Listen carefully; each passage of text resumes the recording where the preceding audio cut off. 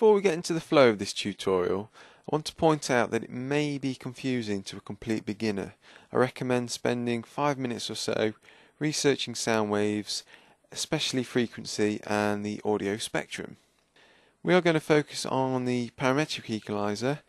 This one in particular is from Propellerhead's Reason, and it's called the M class. This equalizer, strictly speaking, is not solely a parametric EQ, as it does house a low shelf and high shelf band and also a low cut switch. So what does an equalizer actually do? Well, an equalizer influences the relative amplitudes of various chosen frequencies within the audio spectrum. So what is the audio spectrum? Well, the audio spectrum is the audible frequency range at which humans can hear. The range spans from 20 Hz up to 20,000 Hz and can be effectively broken down into several different frequency areas, with each area having a different impact on the total sound. For the sake of this tutorial, we'll stick with 3 areas. These are the bass area, the mid-range area and the treble area. So why would anyone want to use an EQ? Well, there are several different reasons for using EQ, from removing pops and clicks in a recording to improving an instrument's clarity. It is actually quite a large topic and sort of goes beyond the scope of this tutorial, so for now I'll go ahead and describe some of the functions of the M class. First off, on the left we have the off, on and bypass switch. When in the off position, the signal is effectively cut off. When in the on position, the EQ is working in all its glory, with the controls as defined by the user affecting the signal. And when in bypass mode, the signal bypasses all EQ controls. So next to the switch we have the audio spectrum display graphic. And what this does is visually represents the audio spectrum, which is those frequencies at which humans can hear. So on the left we have 20 Hz and it goes all the way up to 20,000 Hz on the right. Now if we can imagine this display in thirds, so on the left we have the glorious bass region, which starts at 20 Hz and goes up to around 250 Hz. Then we have the mids, which start around 250 Hz and go up to 4,000 Hz. And then we have the treble range, which goes from around 4,000 Hz up to 20,000 Hz. Remember, these are only just rough examples for this tutorial. Next to the window we have the first active control, which is a nice addition to the M class, and it is a low cut filter switch. Simple off and on function. Now what this actually does is rolls off all frequencies below 30 Hz. Now we know that all frequencies below 250 Hz are in the bass region, and actually below 30 Hz is entering another region called the sub-bass region. Now although theoretically we cannot actually hear this region, we can certainly feel it, and it can often cause a lot of problems if there are many frequencies around this area. Now this could be too much rumble in a mix, an over bass heavy mix, a slightly muddy mix, unwanted and unpredictable distortion and clipping, amongst other problems. So if you have this feature on your EQ or you're using the M class, it's probably worth sticking this feature on. Next to the low cut feature we have the low shelf parameter. Now what this actually does is boosts or cuts frequencies below the selected frequency. Now in a nutshell, all that means is that it will boost bass frequencies or cut bass frequencies. Now we've got some control over this. We can actually select a frequency we want to work on.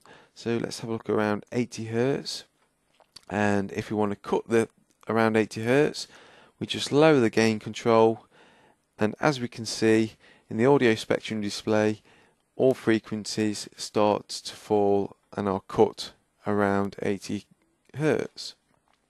Now below the gain control is a Q control, and what this does is determines the bandwidth of frequencies being worked on, or the range of frequencies if you like.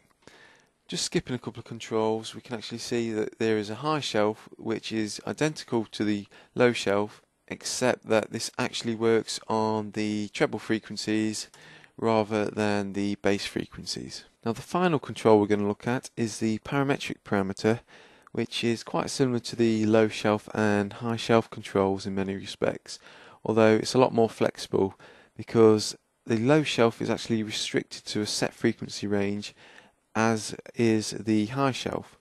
So if we look at the parametric parameter, we can actually go all the way from 20 Hz all the way up to 20,000 Hz, giving us a lot more control. So we can choose the select frequency we want to work on, the center frequency. So if we look at around 5,000 Hz, and we can choose to boost those frequencies, or we can cut those frequencies. And as discussed earlier, we have the Q control, which is the bandwidth of frequencies being chosen. We can increase the bandwidth of frequencies being chosen by pulling down the control. As we can see on the display on the left, more frequencies are being affected, whereas if we turn the Q value up, as we can see, there are minimal frequencies being affected. Okay, I'll go ahead and show you how the equalizer works along with some audio. I've just thrown down some piano chords, so we'll just set those off. First off, we have the off, on and bypass switch. In the off mode, we don't hear anything because the signal is effectively cut off. In the on mode, the equalizer is working and we can twiddle any knob to our heart's desires. Then we go to the bypass position, and although we can hear the signal, the equalizer controls are effectively bypassed. Here we have the beautiful audio spectrum window. So first off, we have the low cut switch. Now, although this piano is not really a bass heavy instrument, I will be turning it on because I'm going to be adding some deep strings over this and possibly a bass guitar, so that just frees up some mix room. We've got the low shelf. We'll be switching that on just to get rid of some more bass frequencies, because as I said before, I'm going to have some deep strings and we don't want to muddy up the area too much with too many bass frequencies. There's actually going to be a vocal over this track as well, and the piano and the vocal actually occupy quite similar frequency ranges, so let's go to around 2.5 kilohertz, and I'll actually cut around then. If we can hear, it's like the piano's actually got a little bit more dull. It sucked some of the mid-range out, and I want to actually make the bandwidth of the frequencies affected quite large, so I'll actually go ahead and bring the Q down to about a quarter of the way, and although we can still hear the piano, a lot of the presence is now gone. Finally, what I want to do is add just a little bit more air, a little bit more brightness to the piano.